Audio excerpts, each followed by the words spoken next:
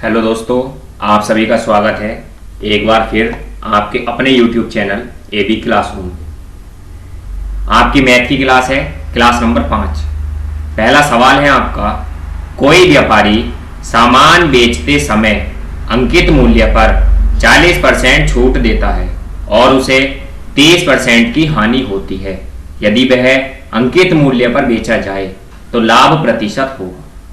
देखिए, हमें क्या करना है, हमने माना जी वह वस्तु, उसका जो क्रय मूल्य है या जितने की लागत आई है, हमने माना उसकी लागत आई है 100 रुपये। अब जब उस वस्तु को बेचा गया तो उस पर हानि कितने की हुई? 30% की। यानी वस्तु बिकी कितने की? 70 रुपए की। 30 की हानि हो गई, 70 बचे, 70 की बिकी। यहां पर विक्रय मूल्य आ गया, यहां पर क्रय मूल्य आ गया।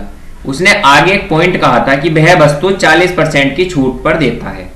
देखिए, कोई एक अंकित मूल्य था x, इसकी 40% की छूट पे दिया, यानी कितना बचा आपका? 60%। तो 60% किसके बराबर हो गया आपका? 70% के।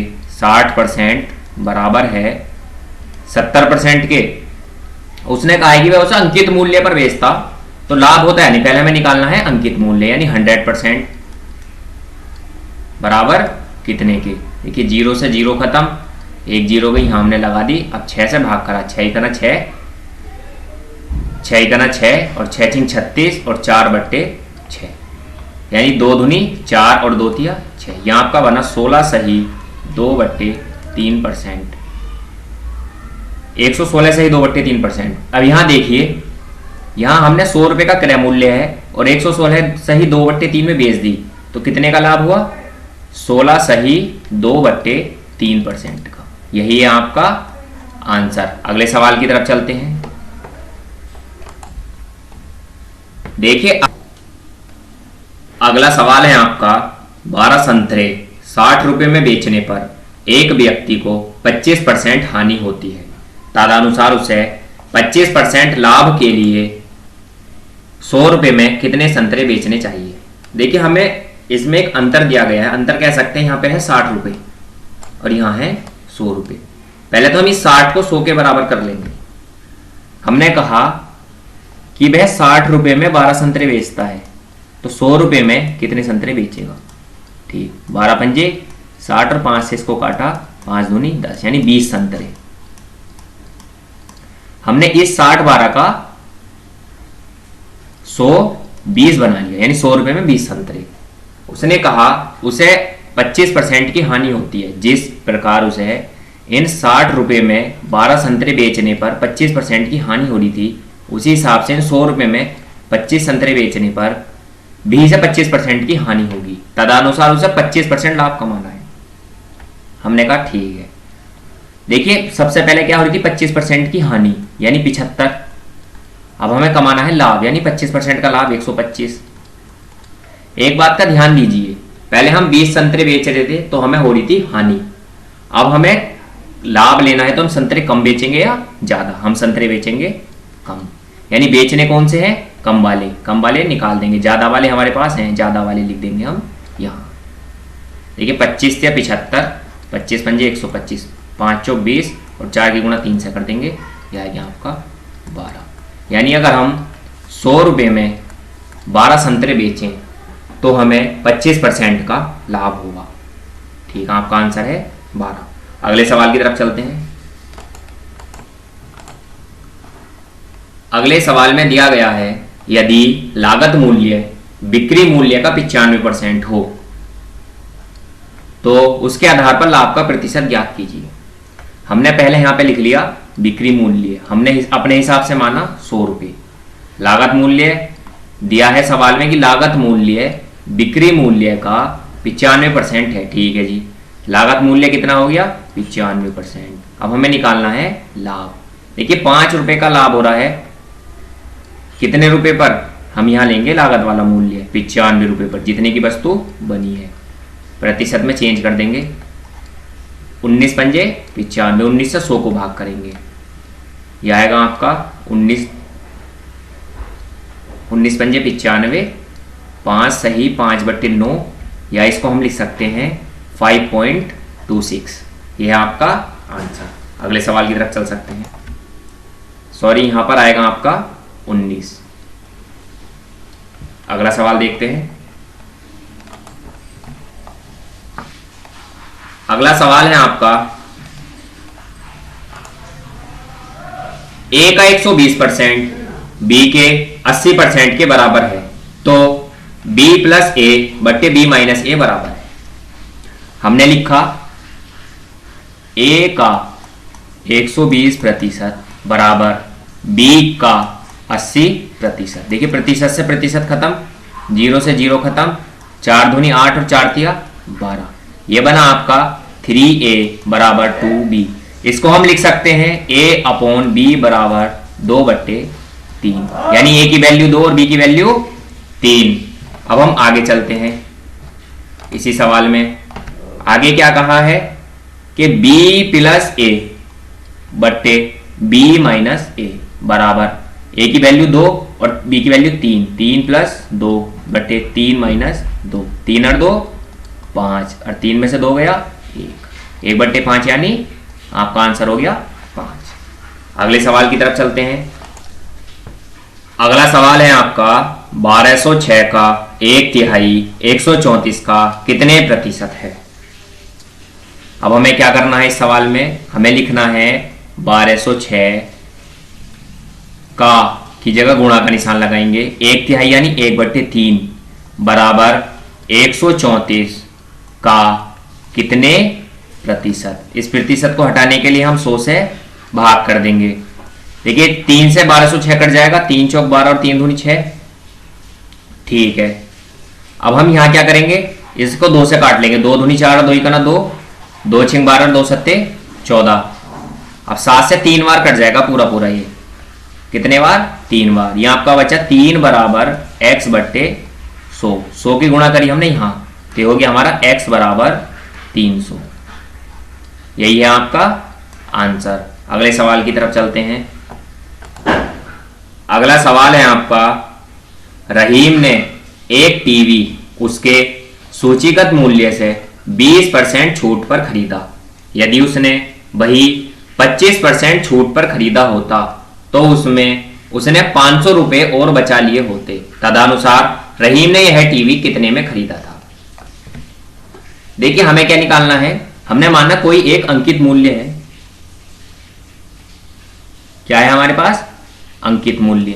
हमने माना अंकित मूल्य कोई हो सकता है 100% हो गया या 100 रुपए हो गए। उसने आगे कहा है कि उसने उसमें 20% की छूट दी, ठीक है 20% की एक छूट दी, और आगे कहा है कि अगर वह 25% की छूट पर खरीदता, 25% की छूट पर खरीदता तो उसमें उसे 500 रुपए बचा लिए होते।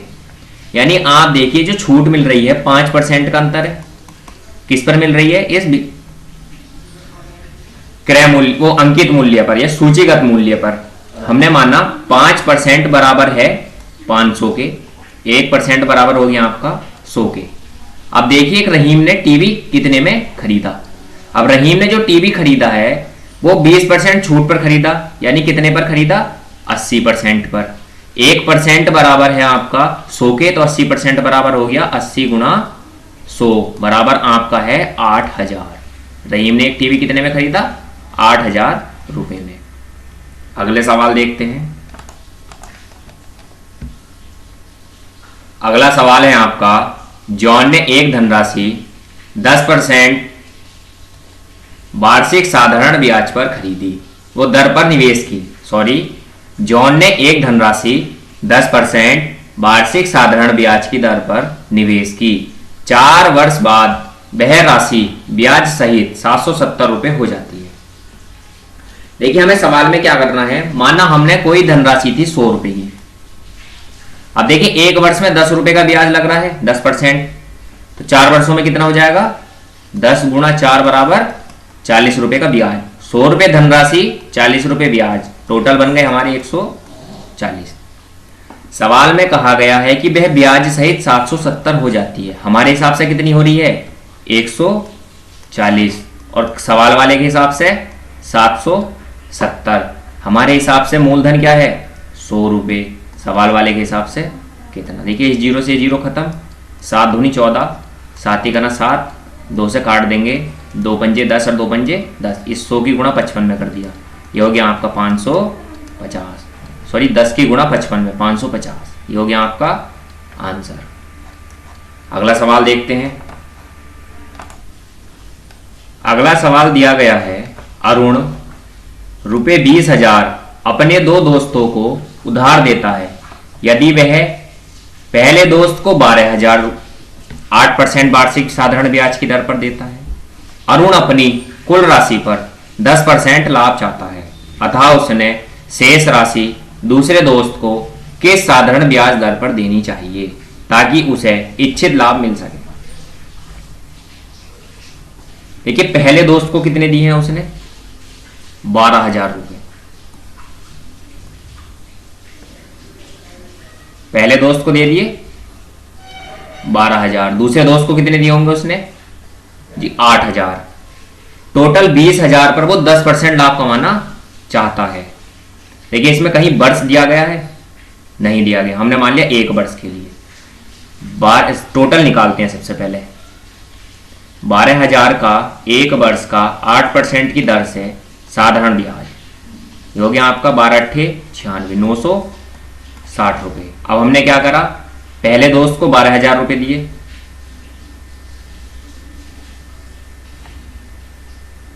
₹12,000 हमने निकाल लिया पहले दोस्त वाला। अब हमने क्या काम करा, हमने टोटल पे निकाला 20,000 रुपये पर। 20,000 रुपये का टोटल में हो रहा है देखिए 10% का लाभ। ये टोटल 20,000 है, टोटल में 10% का लाभ हो रहा है। तो 20,000 का 10% कितने साल के लिए, 1 साल के लिए। 100 से 100 खत्म, 0 खत्म, ये हो गया आपका 2,000। यानी उसे टोटल 2,000 रुपये कमाने हैं।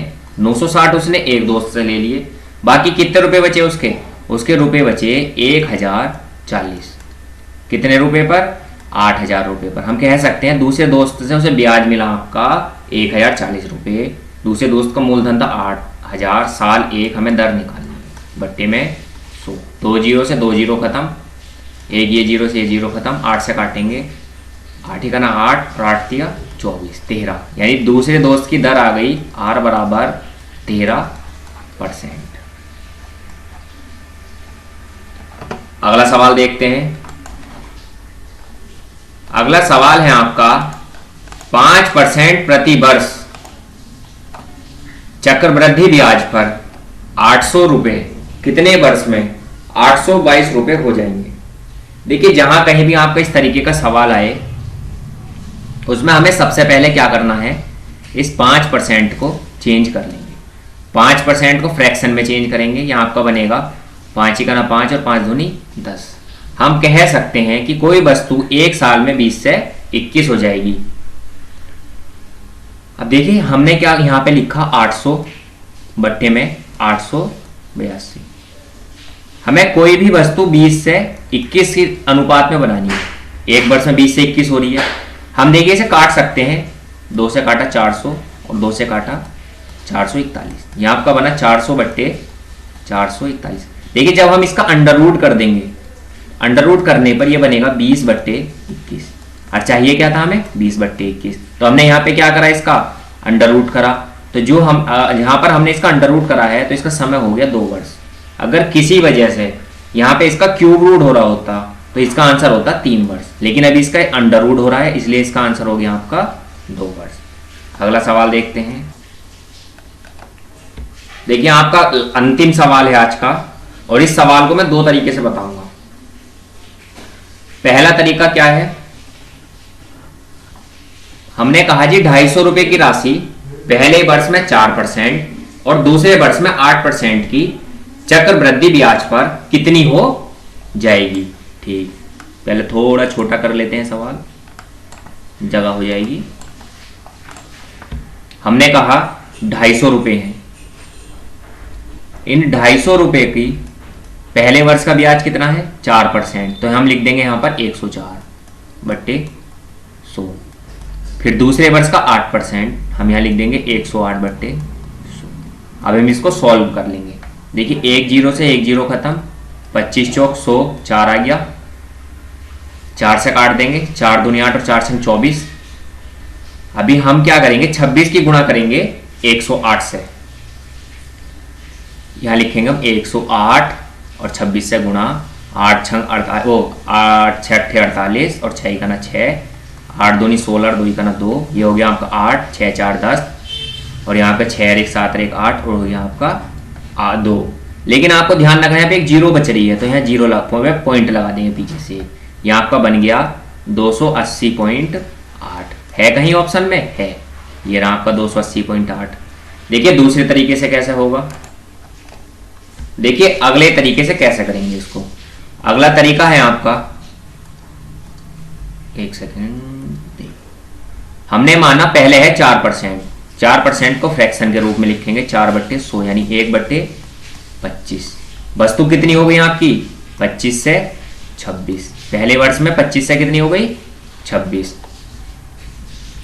अगला दिया है 8%, इसको भी फ्रैक्शन में चेंज करेंगे, 4 दूनी 8 और 25 चौक 100 यानी 2/25। 25 से कितनी हो गई 27, 25 से 27। देखिए पहले हमारे पास वस्तु 25 थी, 26 हो गई, फिर 25 से 27 हो गई। अब हमें इन्हें क्या करना है, यहाँ 26 से गुणा कर लेंगे, यहाँ 25 से, 25 25 625 यानी 625 की वस्तु कितनी हो गई 26 गुणा 27 करेंगे हम इसको, 26 गुणा 27, 6 7 42 और ये होगा आपका होगा 6 दूनी 12 7 दूनी 14 15 16 10 26 और 4 30 की जीरो हंसी लगी 3 2 दूनी 4 और 3 7 702। हम एक बात कह सकते हैं कि हमारे पास 625 रुपए थे और वे इन दो अलग अलग दरों के कारण 2 साल बाद 702 रुपए हो गए। सवाल वाले के पास कितने रुपए हैं 250, हमारे पास थे 625 रुपए, ये हो गए आपके 702 रुपए। सवाल वाले के पास है आपके 250 रुपए, ये कितने हो जाएंगे 25 ही करना 25 और 25 25 625। अब 25 से 702 को भाग करना है, यानी आप ऐसा कह सकते हैं जीरो हम यहाँ ले गए 7020 को भाग करना है। 5 5 25, 5 ही करना 5 6 7 5 चौक 20 और 5 चौक 20, 5 से काट लीजिए। अब ये बनेगा आपका 5 से जैसे ही हमने इसको काटा 5 दूनी 10 5 अट्ठे 40 और जी 5 अट्ठे 40, पॉइंट लगा के जीरो बढ़ा लीजिए, होगा आपका 280.80। ये है आपका आंसर। आज की क्लास को यहीं पर समाप्त करते हैं। देखिए कोई दिक्कत आ रही हो आपको तो आप कमेंट कर सकते बता सकते हैं कि ये प्रॉब्लम है, इस तरीके से समझाइए या हमें इस तरीके के सवाल चाहिए। इसी तरीके से चैनल देखते रहें, लाइक शेयर एंड सब्सक्राइब करते रहें। ज़्यादा से ज़्यादा जितने सब्सक्राइबर हो जाएंगे उतना फ़ायदा है। धन्यवाद।